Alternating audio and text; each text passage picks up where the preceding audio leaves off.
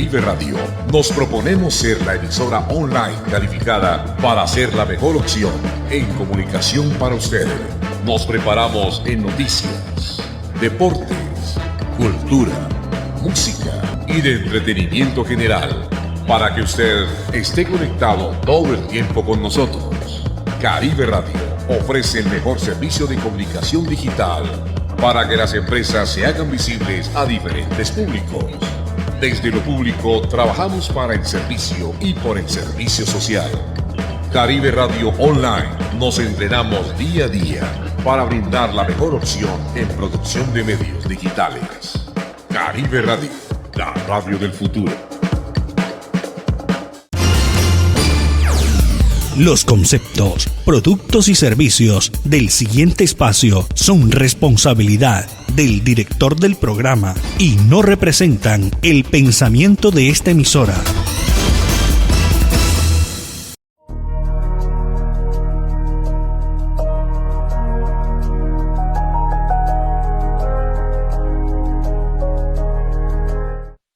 Good afternoon. This is Discussion with Authors, part of Books Over Drinks, an online community meant to foster the passion for books by providing a platform for both authors and readers to exchange ideas and discuss their work. We're pleased to welcome Dr. Mauro Guillén. Dr. Guillén is Dean of the Cambridge Judge Business School and a Fellow of Queen's College at the University of Cambridge. He's an expert in global market trends and a renowned educator, speaker, and consultant. He combines his training as a sociologist at Yale and as a business economist to methodically identify and quantify most promising opportunities at the intersection of demographic, economic, and technological developments. He has written numerous books, and he joins us today to discuss 2030, how today's biggest trends will collide and reshape the future of everything. Dr. Guillén, welcome. We're very happy to have you today with us. Oh, thank you so much for having me. It's really a pleasure. Can you please let us know a bit what drove you to write this book? Well, I wrote this book because some 7 or 8 years ago, I was making presentations about, the future of markets, the future of the global economy. And I was perceiving in the audience a sense of angst, of, fear about the future.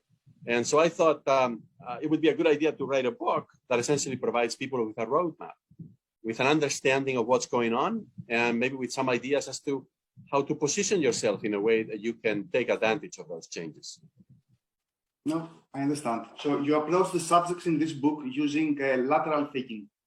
Can you let us know more about this methodology and how it can be applied to tackle different problems? So lateral thinking is all about connecting the dots. So in other words, that oftentimes what happens is that one trend by itself doesn't create a huge transformation. But what happens is that it is the coincidence, the convergence of several trends that produce such a large change. So for example, one of the, I think, best illustrations of lateral thinking is the following. We're living longer, as you know, that's one trend. We're also staying healthy longer. And a third trend is that technological change is making whatever it is that we know obsolete much faster than in the past. So if you put together those three trends, then my prediction for the future is that people will go back to school several times because we're living longer. Whatever it is that we learn at school when we're young cannot last a lifetime if it gets longer and longer and longer, because especially technological change is making things obsolete. And we also stay healthier. So once we become 60-year-olds or 65 years old, we can still work. We can still have an active lifestyle. And you'll see that we're going to be witnessing in the world people in their 40s, in their 50s, in their 60s, even in their 70s going back to school, not because they want to learn for the sake of learning, although that's also very good, but also because they want to learn in order to have useful skills in the labor market. Yeah, I find that very interesting. And actually, we live in this world that is changing so fast that indeed the need to go back to school is going to come definitely, even for younger people, not even people in their 60s or 70s. Absolutely. So I wanted to ask you, you wrote, the book was published in 2020. So I'm guessing it was written a bit before. In the meantime, we had a big pandemic on our hands. So do you believe that some of these trends that you describe in your book have been accelerated? Yes, exactly. So I was able to make some changes to the book before it came out in August of 2020. But most of the effect of the pandemic, not always, but mostly, has been to accelerate pre-existing trends. So let me give you a couple of examples. Population aging. This has been accelerated by the pandemic because young couples during the pandemic postponed having children. And when people postpone having their babies, then that accelerates population aging for the entire population of a given country. Another example is technology. We were adopting technology increasingly, including the platform that we're using right now to communicate. But the pandemic has just accelerated that trend. So my only regret is that the title of the book should no longer be 2030, maybe it should be 2028, because the future that I describe in the book is now arriving much faster. Yep, I agree. I think the fact that we're having this meeting today via this platform is a good description of the changes that are happening.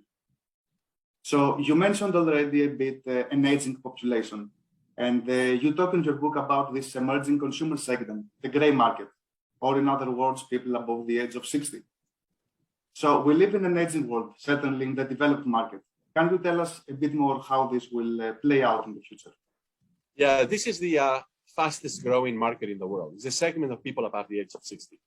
Up until now, most brands, most companies would ignore this segment. They were focused on the younger age groups, people in their 20s, in their 30s, in their 40s, for a very simple reason that those were the largest segments in terms of the number of people, but also in terms of purchasing power. But that's changing very quickly because, beginning with Japan, then China, Europe, the United States, Latin America, the population above age 60 is going to become 35%, 40% of the total. Remember, as I said earlier, they're staying healthier for a longer period of time. So the lifestyle is going to be very different. The lifestyle of a 65 or a 70-year-old is not going to be the same lifestyle of your grandfather when he was that age. And then the other really important thing is that we're seeing this process of wealth concentration at the top of the age distribution. So much so that in the United States, for example, 80% of the net worth is owned by people above the age of 60. So that is not to say that everybody above the age of 60 is rich. No, there's a lot of inequality there. But there's enough purchasing power to make the population above the age of 60 the largest segment of the consumer market by the year 2030. And I think this is going to change quite a few things. Brands and companies that don't pay attention to that segment are going to lose out. Are there any signs you believe already that, for example, advertising has started targeting this older population segment? There's a little bit of that. I would say the trend now that is more interesting to me, it's still only a few companies, is to have advertising that is more inclusive, that is multi-generational. In other words, that doesn't apply to or appeal to people who are young or people who are old. They appeal to people who have a certain lifestyle, right? Regardless of age. And so I think that is the future. The future is multi-generational marketing, multi-generational advertising. I understand. And since older people of the future are not going to be like the older people in the past, then they can also follow a similar lifestyle as the younger people. Yeah, exactly. Well, look, if you take a look at advertisements, most of them feature very young people. And whenever, at least in the past, advertisers try to appeal to people above the age of 60, they would use stereotypes and cliches, and they would actually, most of the time, annoy them, insult them, okay? So it's a big problem. I understand. So you lay out some interesting projections about women's wealth. For example, by year 2030, more than half of the world's wealth will be owned by women. At the same time, you make the case that there are gaps between women with different levels of education or in different parts of the world. What are going to be the implications of this? Well, look, women are doing very well, although the pandemic in some cases for some women has been very difficult, especially women with children. But women are now a majority of college students or university students in the United States and in many European countries. In the United States, 39% of households, the woman in that household makes more money than the man. And the projection is about that by the year 2030, it would be more than 50%. And all of this is in spite of discrimination. We know that discrimination is going on. We know that there is wage or salary discrimination, for example, or promotion discrimination when it comes to women. So in spite of that, women are making a lot of progress. And this is changing quite a few things, obviously, because women do have a different pattern of consumption than men. Yeah. So in a different chapter of the book, you mentioned that 60% of the population in sub-Saharan Africa is rural, and since it's relatively cheap to deploy cell phone towers versus sewer systems, we ended up in a point where more people own cell phones than they have access to a toilet. And also the bottom 20% of Indian households are 3 times more likely to have a cell phone than a toilet. So by 2030, there will be more computers than people. Can you tell us a bit more about how this technology interacts with demographic and societal trends? And should we expect any major disruptions in the near future, the magnitude of the cell phone had a couple of decades ago? Well, look, cell phones, mobile phones have created a revolution, certainly in Europe and the United States and developed countries. But I would say it has been even more transformative in bottom of the pyramid markets, like in Africa and also in South Asia. And yeah, I mean, people would rather have access to a cell phone rather than access to a working toilet. That's what the numbers tell us. Look, it shouldn't be a surprise because the phone enables you to be connected. You can find job opportunities. You can find, obviously, you can communicate with your friends. As you know, in Africa, they are far advanced, more advanced than we are in terms of mobile payments and in terms of telemedicine, which is another very important trend these days in Europe and the United States because of the pandemic. You know, the cell phone is a very useful instrument. I would say it's even liberating, and you can actually help people get out of poverty, right? I think what's really, really important in those parts of the world is to continue expanding the coverage of the digital networks. And it's also really, really important to make sure that people do have the best devices, because you mentioned cell phones, and there's a difference between a cell phone and a smartphone. A smartphone is a mini computer. A cell phone is, for the most part, good for texting and for voice communications, but not so much for other things, for running apps and so on. And still, a majority of people in sub-Saharan Africa, for example, have a cell phone, not a smartphone.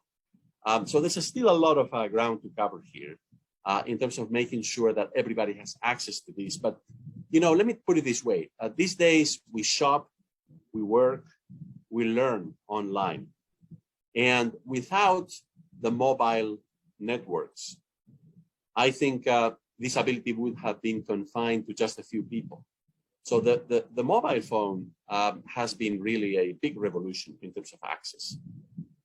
Yeah, because I believe one statistic mentioned in your book was that only 10% of people in sub-Saharan Africa own a bank account, but they can perform mobile payments via their smartphone. Yeah, exactly. Yeah. Because banks never really invested. And the same goes for doctors. Especially in rural areas, you don't have that many doctors. Yeah, exactly. And this leads to the increase in the telemedicine business. So you argue in the book that blockchain technology can be used not only as a currency, but also in most of human transactions as a sort of official registry, leading to the tokenization of everything.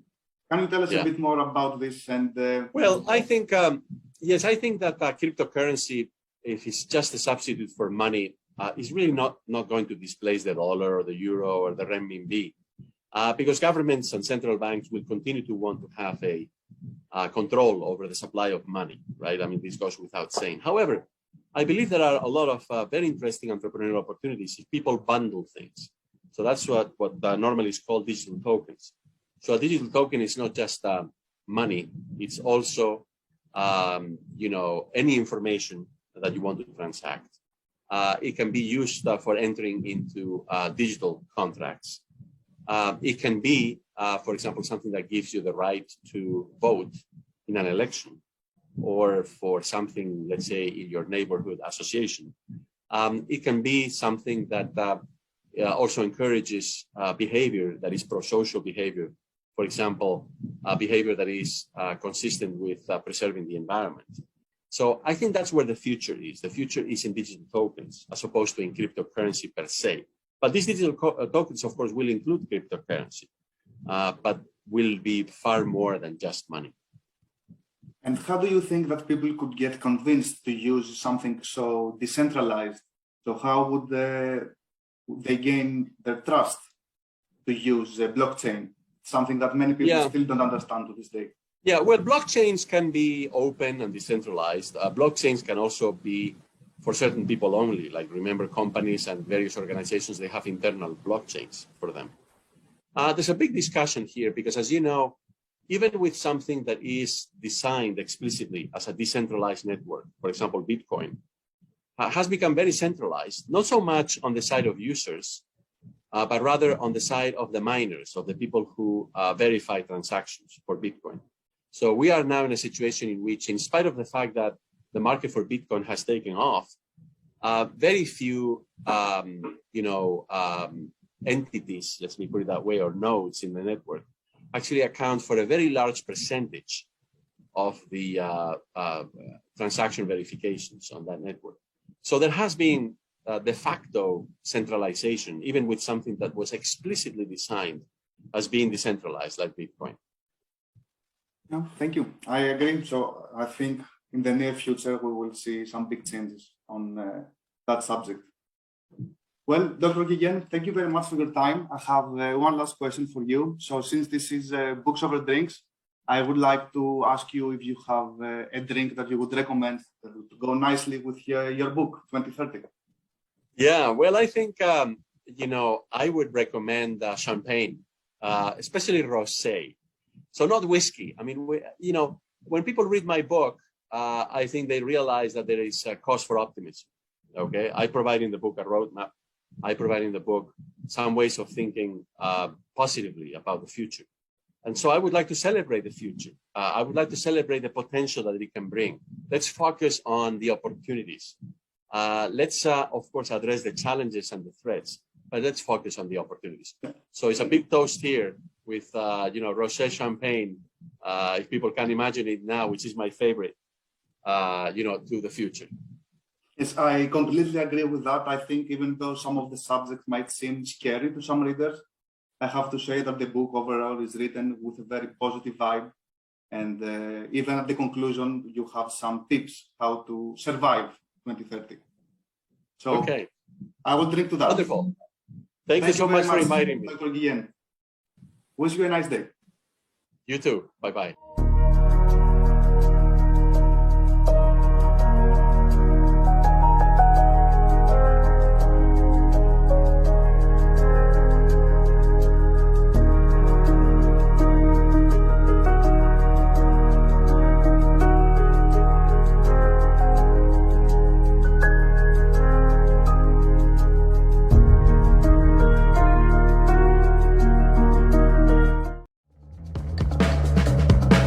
Vive Radio, nos proponemos ser la emisora online calificada para ser la mejor opción en comunicación para usted.